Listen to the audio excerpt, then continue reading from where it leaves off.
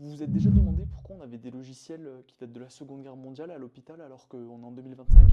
Je vais vous dire pourquoi. En fait, il y a de la corruption à l'hôpital. Quand vous avez ce qu'on appelle des appels d'offres, c'est-à-dire que les hôpitaux ont besoin de logiciels, mais ça peut aussi être de matériel, voilà, il faut changer des ampoules, des choses comme ça. Ils vont faire ce qu'on appelle des appels d'offres, où il va y avoir des entreprises qui vont faire des propositions avec des devis.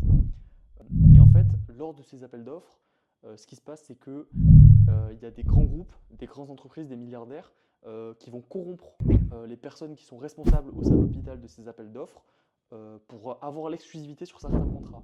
Et du coup, vous avez des petites entreprises qui arrivent avec des solutions novateurs.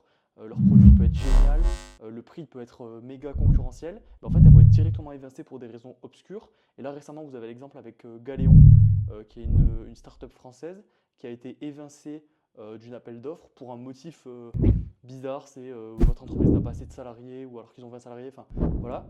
Et ça en fait ça explique qu'on se retrouve avec des logiciels merdiques qui datent de Mathusalem parce qu'en fait et qui coûtent excessivement cher. Je vous invite à vous renseigner sur les coûts du matériel et des logiciels à l'hôpital.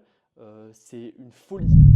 Une ampoule, je vous parle pas d'une ampoule au bloc opératoire ou une ampoule qui guérit le leucémie ou quoi, c'est 90 euros. L'ampoule basique Ikea hein, qui coûte 3 euros.